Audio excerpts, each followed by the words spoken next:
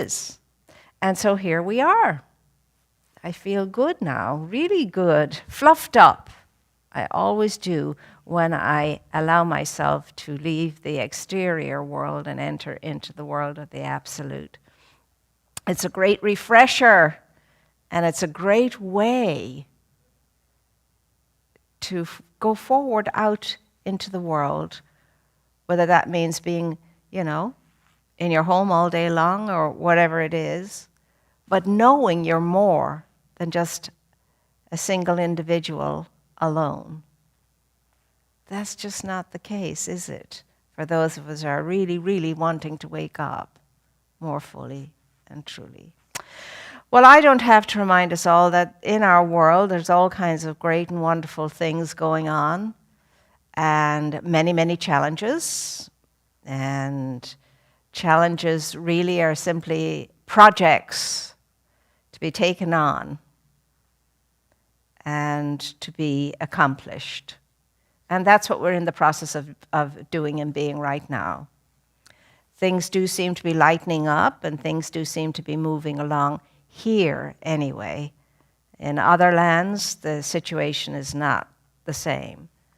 And of course, we are global citizens, and we have to keep our eye on everything that's going on. And know what we know good for ourselves, we can know for every person on the plane. Without exception, we really can. But it's not something you and I can fake or pretend or just give lip service to. We have to really feel it. We have to feel that unity with everything in life and living, all of life and living. We have to feel that connectedness, It's all about connectivity, really. And we've been in this endeavor now for many, many, many eons, a long and many a day, even in this lifetime. And there is progress being made, but it's not enough for some of us that get so impatient, and some of us can't see any progress at all. And there you have it. It's ever been thus, as it was written. It is the best of times and it is the worst of times. But for those of us who are focused on the best, will experience the best. And those of us who are focused on the worst will experience the worst. And that's how mind works. That's how the law of life works. And the law of life is the law of mind. The law of mind is the law of consciousness. And the law of consciousness tells me, as I think it, as I feel it, so it is. As I think it, as I feel it, so life is. So as many individuals as there are that many different understandings and awarenesses of what life is. What indeed the divine is, what anything is. We all come to it with our own unique sense and sensibility. And we want our sense and sensibility to be stellar, to be that which uplifts us and expands us and evolves us into the next expression and the next expression and the next expression of what our lives are able to be. I love Eric Butterworth. I mean, he's been known as the Emerson of the last century. He is one of those amazing people who came into new thought and embraced it really thoroughly, and was very well versed in the scriptures and in world religions and psychology, philosophy, and so on. And he was able to really, really penetrate the deeper layers of scripture, and to be able to see it as something that is such a modern concept too, not something that just belongs to the past. And in his book, Discovering the Power Within You, which very soon may become something that we'll study as a class, there are the kernels of those wonderful pieces of wisdom that he was able to unveil. Maya Angelou actually writes the introduction to the book, and when she came across him in I think it was 55, that was it. She only had to hear him once, and she was one of his students for the rest of her life. And she says, whether he's alive or dead, he still remains one of my teachers. So what is it that he is about? Nothing new, really. He's just talking about the universality of life, the universality of the individual, and how we all have this common bond with each other because we are all of the one power and the one presence.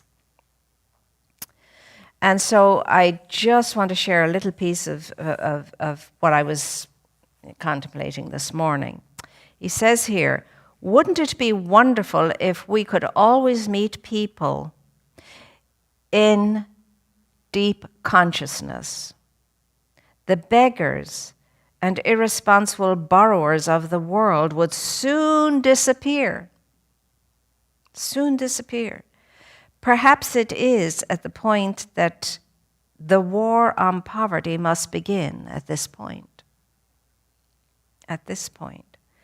Maybe we have been failing our people in need by simply flicking off the fly, throwing, something to them and then forgetting about it kind of thing. In so doing, we have taken away both their incentive and their self-respect. That's why my mother used to say, be very, very careful about what it is you're going to give to people who are in much less circumstances than yourself. Do not give them secondhand and cast-off things. They feel badly enough about themselves without having this, kind of making them feel that their opinion of themselves is right. She used to say, give your very best to people in need. They need something to raise them up, help them to feel good. Perhaps more important than taking people out of the slums is the task of taking the slums out of people. Money may not be able to solve the problem alone. Of course it doesn't. Maybe we need to salute the divinity in these people, to help them by our prayer and praise to be transformed by the renewing of their minds. So along with the necessities of life, perhaps we ought to provide people with the tools of true and real living. A sense and awareness of themselves as being so much more than their problems and their circumstances and their situations. The two must go hand in hand, and it begins with the kind of respect we have for people when we're interacting with people who are in dire circumstances. It's not about giving a handout. It's about giving a lift up. Handouts don't work, only in the moment. But a lift up, that begins something. That opens up something, an energy that could rise within the individual. And that's what our teaching is all about. I mean, it's nothing new. It's the basic, fundamental, simple teaching of the Master Teacher Jesus. Not Christianity, organized Christianity, but the simple teaching of the Master Teacher Jesus, who was not a Christian, by the way, as we all know by now. Actually, he had no intention of ever creating a new religion. He knew there were enough religions around. He just wanted to be the best Jew that he could be. But he didn't want to kowtow to the letter of the law. He was more interested in the spirit of the law.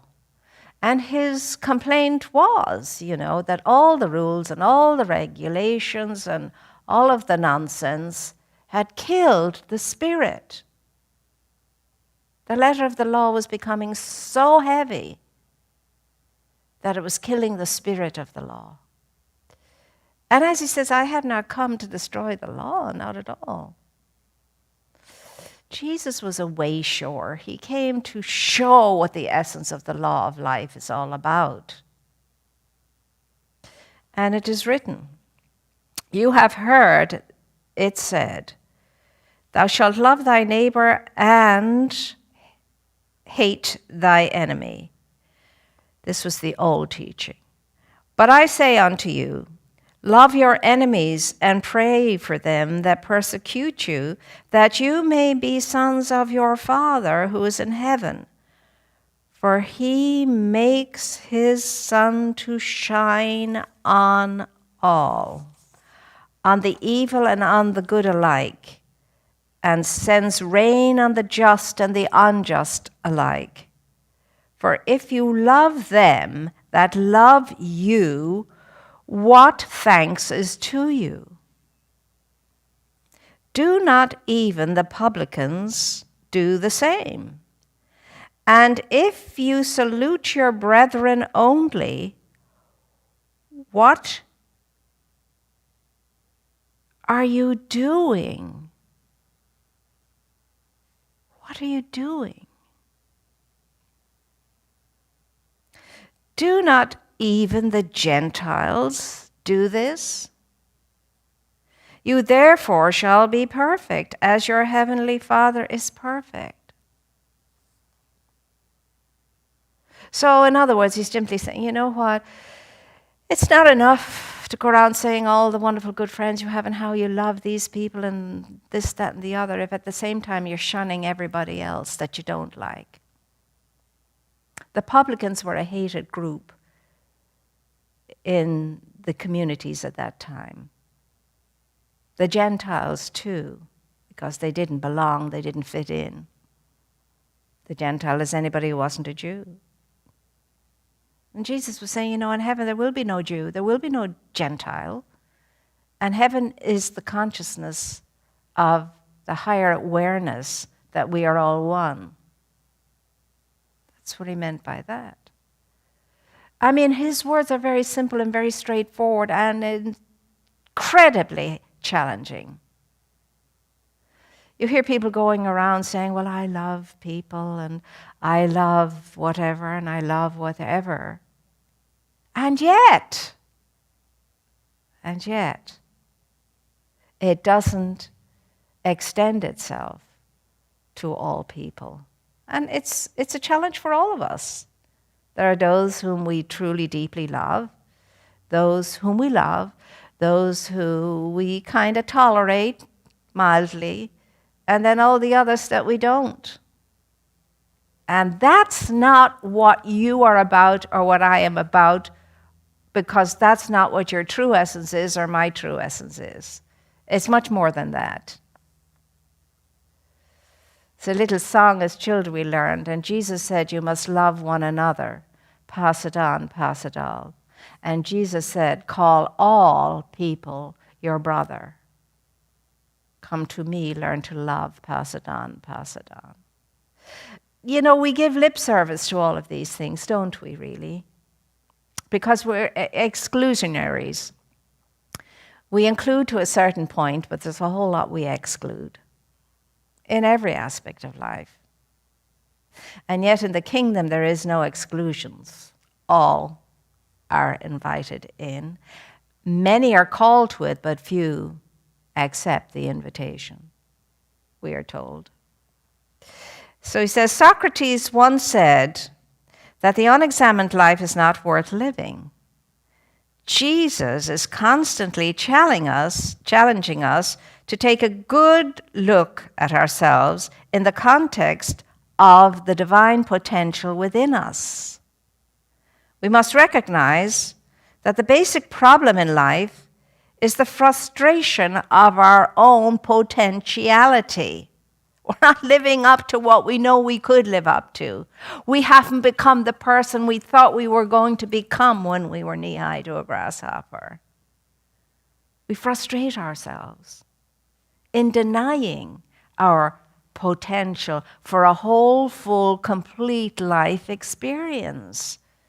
A life that could be lived with grace and ease, in poise and peace, in loving relationship with all, creatively expressing love and light and life through that wonderful creative aspect of our being in a world that is welcoming of all. This could be our experience, and yet we fight it. We resist it. And there's only one reason for that, and it's because we don't think enough of ourselves, because it always begins here. And as Butterworth was saying, it's one thing to take care of the outer needs of people, but it's not enough. We must take care of the inner needs as well. So we mustn't only feed them food for the body, we must feed them food for the soul as well. And that food for the soul has to do with all kinds of aspects. It's sharing the true essence of being with others, not through preaching.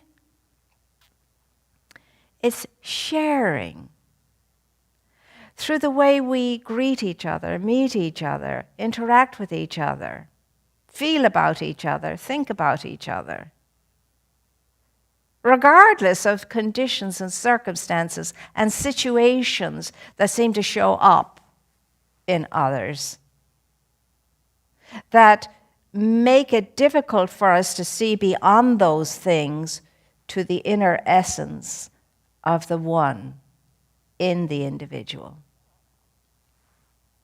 Now, it's not easy. We've been trying this for 2,000 years, and we're still at the infant stage, it seems, for most of us. Some of us have made it, but most of us seem to be at the infantile stage. Otherwise, the world wouldn't be in the situation it's in today. Otherwise, our relationships and our everything else in our lives wouldn't be in chaos when it is in chaos. Lord, for tomorrow and its needs I do not pray. Don't worry about tomorrow, the scripture says. Not for tomorrow's needs, today.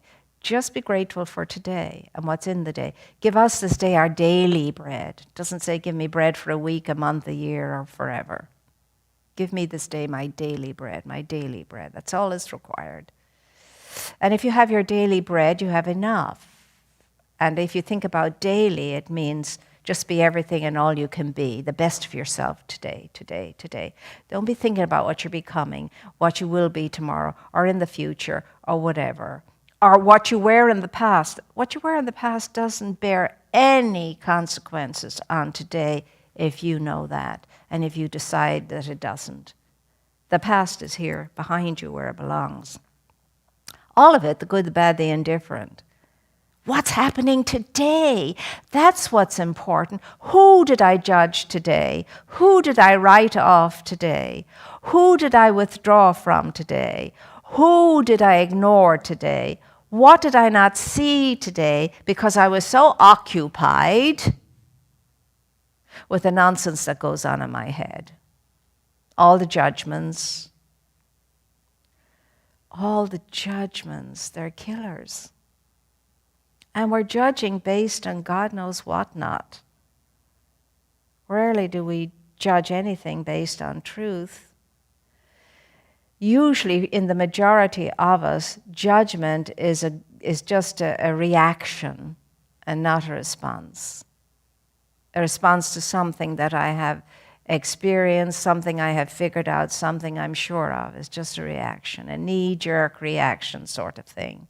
And very often it's based on somebody else's opinions coming at us about this thing or this person or that person. Again, we're storytellers, story makers, story creators, and story breakers. We want to it's good. We can't help but make up stories. We are storytellers. But let's make sure that what we're making up and what we're telling is going to fascinate and is going to be inspiring and is going to be uplifting. Again, I'll go back to the wonderful Bess, our 96-year-old member who now lives in another state with her daughter, who is like straight and tall, owns her true essence, knows herself, and is aware of others. And when somebody comes to her and says something negative to her, she'll say, "That's gossip and I don't want to hear it." Most of what we're hearing is gossip. Believe it or not, most of what we hear is gossip. Now, I'm all for gossip if it's good gossip. Like 1,000 daffodils bloomed in the park today. Isn't that wonderful? Oh, you should see the color and the fragrance and the beauty and the grace of a beautiful panoramic view of flowers in all their glory, like Solomon wouldn't even present, as we are told in the scriptures. Not even Solomon in all his glory could equal these lilies in the field, who do not sow, who do not spin. They're just their own magnificent selves. Life is an incredible adventure, and life can be awesome when we are aware of exactly what life is and how life works and how it moves through you and how it moves through me and how it shows up here, how it shows up there, how it shows up in that person or this person, whatever. It's phenomenal. The gift of life is unbelievably priceless. That's why every day is so important. Every day is another chance to move into a space, an energy space, and out of that energy space, create whatever. There is no limit. That's why he says that is our frustrated potentiality that gets on our last nerve. Because there's something in us that knows this potential. And there's something in us that knows we're not reaching it. We're not available to it. And only because we're not settled in our conscious awareness of how life is, we haven't figured it out. And it really doesn't have to do with him or her or them or they or this or that or the weather or whatever. It really does not, because none of that has power over you or over me, not over our minds. Of course, unless we give it that power.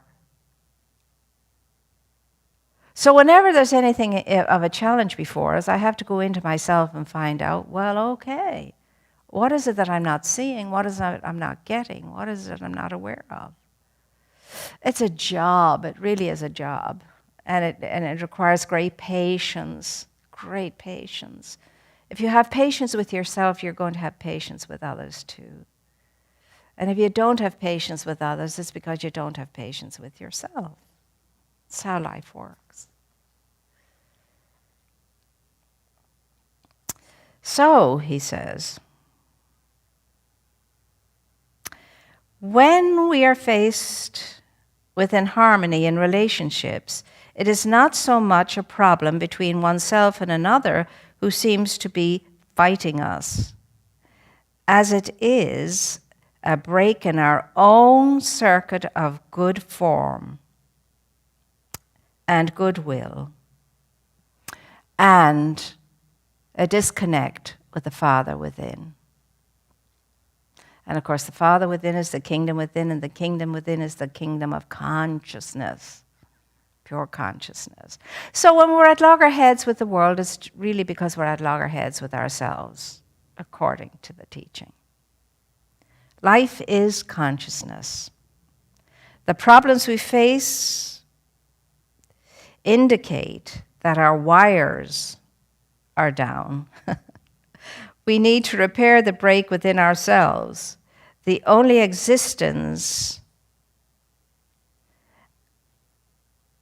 the only existence, this is kind of blotted, an error conditioned has, as far as we are concerned, that which we give it in our own thinking.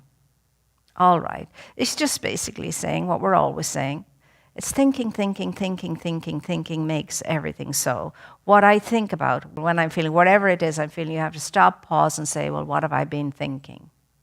What have I been thinking? Because feeling follows thinking, you see. What matters to us in reality is not people or things or conditions in themselves, but the thoughts and feelings we harbor concerning them. It is not the conduct of others, but our own reaction to that conduct that makes or breaks our life's experience. All, action, reaction. For every action, there is a reaction. And as you know, in our teaching, we're always endeavored to not react, but respond. And sometimes the response might be silence, might be later.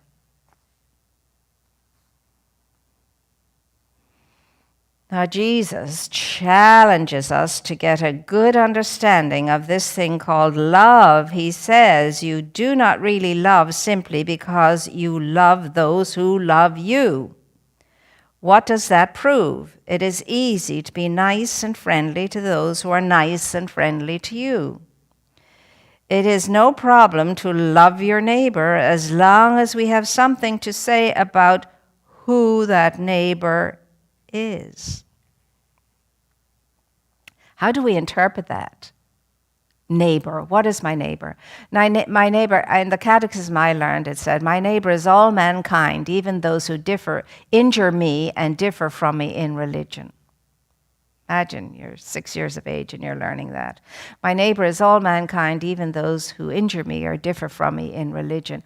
I mean, if religions were to live out what they teach, my goodness, this world would be a very different place, wouldn't it?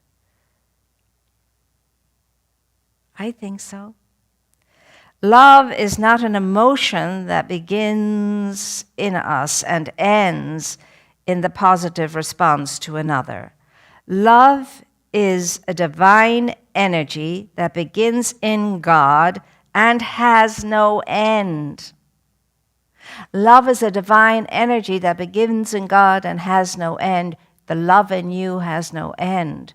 The love in you is never scarce. It's never short. It's never not enough. The love in you is always whole and complete and ready for you to allow it to flow through you, and me too. We're talking about spiritual love here, and it's very powerful and potent, and it's as strong as a hammer. It's as strong can be, and it cannot be conquered. It cannot be quenched, it cannot be conquered. Because it's the very essence of life, it's the very essence of the Creator. It's the very essence of your essential self and mine too. So when people say, oh, there's no love in my life, I just cringe. I cringe for them, that they have no sense of that not being true. Now, not that we're going to say to somebody who makes that statement, oh, don't, for goodness sake, you're talking gibberish. That's rubbish. No, we don't. We listen carefully. Just listen. And ask some questions. Don't give advice. Ask questions. Oh, and how does that feel? How does that feel to you? They'll tell you how it feels. Does that make sense to you? Is that a way you want to continue feeling? How do you think that might be changed? Questions are a great way. Socratic approach. Ask questions. You know how it is with advice. People never, or rarely ever take it. They'll listen and then they'll go about getting somebody else's advice. But in the end, they're going to do what they're going to do. It's a hard place to be. That's why we must come to somebody like that with a sense of compassion.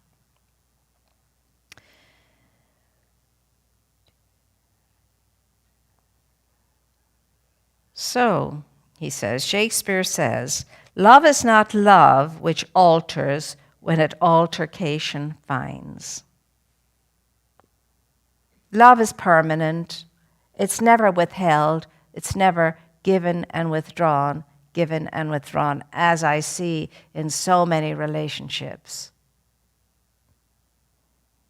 When somebody is behaving well according to the way we like it, it's easy to love them. When they're not, I see it's withdrawn.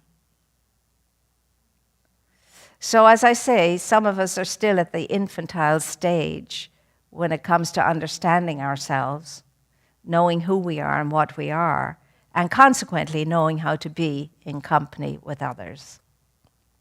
And I say that as a comment, not as a judgment, not as a negative. Actually, to know it is to be much more empathetic with regard to ourselves and others.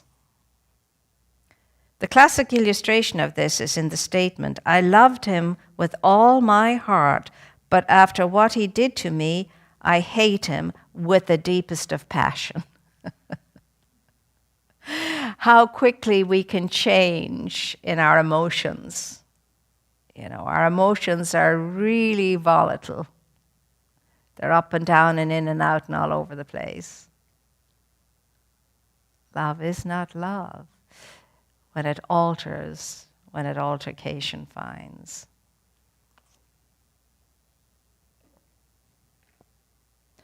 Or alteration finds. I've always said altercation there, and I must always say alteration finds.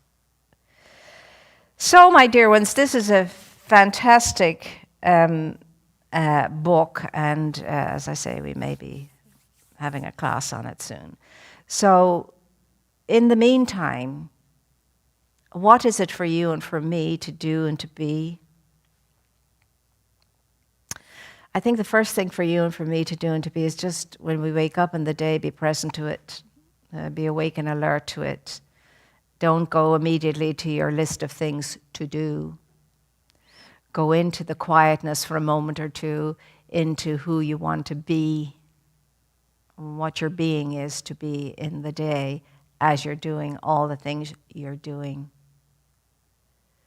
I think that's enough to challenge any of us with.